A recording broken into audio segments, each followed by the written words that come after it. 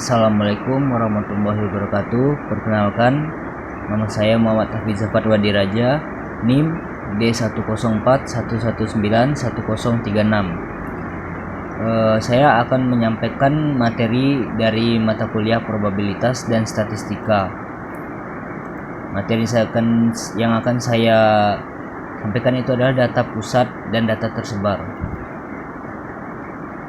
Pernahkah mendengar pertanyaan seperti ini?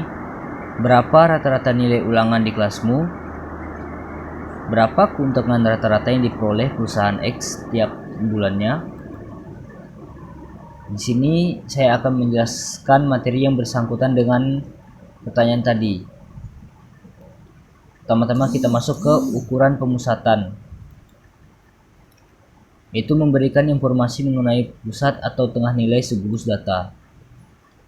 Di dalamnya terdapat modus, yaitu nilai yang paling sering muncul dan dapat digunakan pada data nominal atau ordinal. Yang kedua ada median, nilai tengah yang berada di antara data yang sudah diurutkan.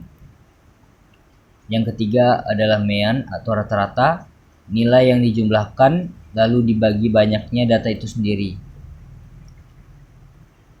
Merupakan nilai tunggal yang mewakili suatu kumpulan data dan menunjukkan karakteristik dari data. Ukuran pemusatan menunjukkan pusat dari nilai data.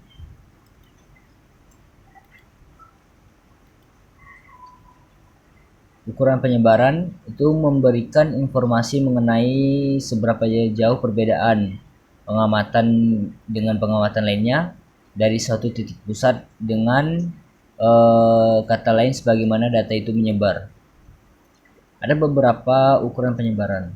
Yang pertama itu adalah jangkauan atau range, itu selisih antara nilai maksimum dan nilai minimum data. Yang kedua ada varian dan standar deviasi, adalah ukuran penyebaran data yang paling sering digunakan. Nilai varian itu dihitung berdasarkan kuadrat jarak antara nilai pengamatan dengan nilai rata-rata. Sedangkan nilai standar deviasi itu adalah akar kuadrat dari nilai varian. Yang ketiga ada koefisien variasi, itu memberikan informasi mengenai penyebaran segugus data yang berbeda, khususnya yang memiliki nilai rata-rata yang berbeda. Dihitung dengan membagi nilai standar deviasi sampel dengan nilai rata-rata sampel. Semakin besar koefisien variasi, maka semakin besar juga penyebaran datanya. Yang keempat, standar skor, itu nilai Z yang menunjukkan pada kita beberapa standar deviasi jarak sebuah pengamatan terhadap nilai rata-ratanya.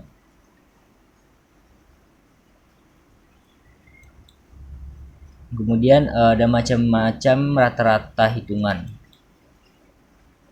Rata-rata hitungan, yang pertama ada rata-rata hitungan populasi. Ini bisa kita lihat, ini adalah rumus dalam mencari rata-rata hitungan populasi. Yang kedua ada rata-rata hitungan sampel. Ini bisa kita lihat juga rumus dari rata-rata hitungan sampel. Yang kedua ada rata-rata hitungan tertimbang, itu rata-rata dengan bobot atau kepentingan dari setiap data berbeda. Besar dan kecilnya bobot itu tergantung pada alasan ekonomi dan teknisinya. Di sini kita lihat rumusnya.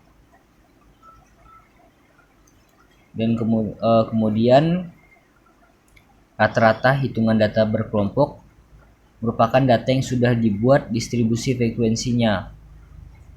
Ini adalah rumus dari rata-rata hitungan data berkelompok.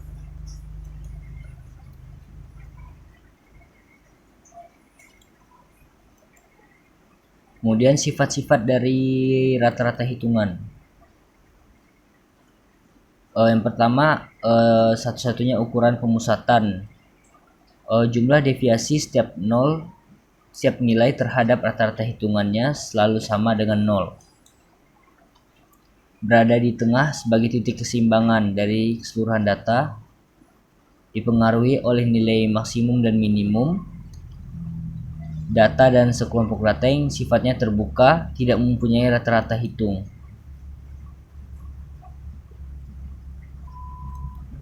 Selanjutnya ada median, nilai yang terletak di tengah data yang sudah diurutkan.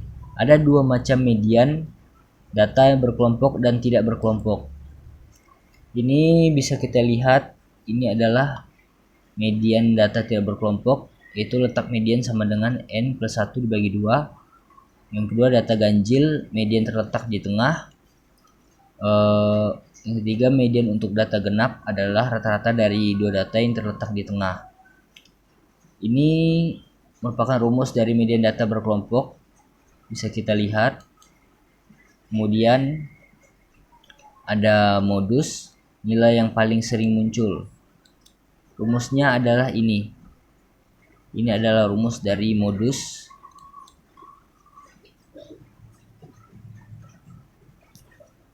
Kemudian hubungan rata-rata modus dan median. Ini adalah hubungan dari rata-rata atau mean, modus dan median.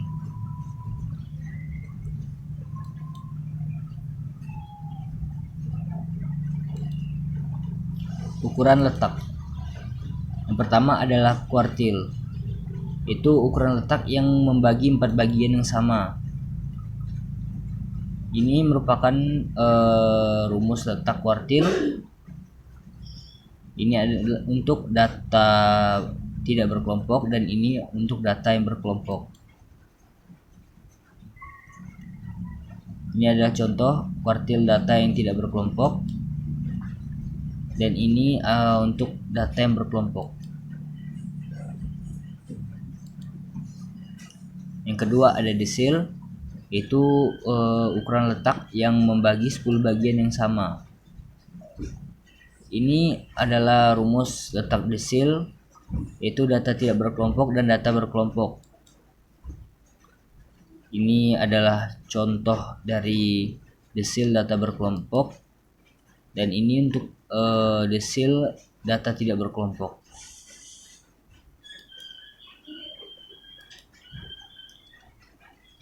Yang ketiga ada persentil, yaitu ukuran letak yang terbagi menjadi 100 bagian yang sama. Rumus persentil data tunggal ini bisa kita lihat. Dan rumus persentil data kelompok bisa kita lihat juga di sini. Ini adalah rumus dari persentil data kelompok. Sekian, terima kasih penyampaian materi dari saya. Mohon maaf apabila ada kesalahan. Semoga bermanfaat. Terima kasih.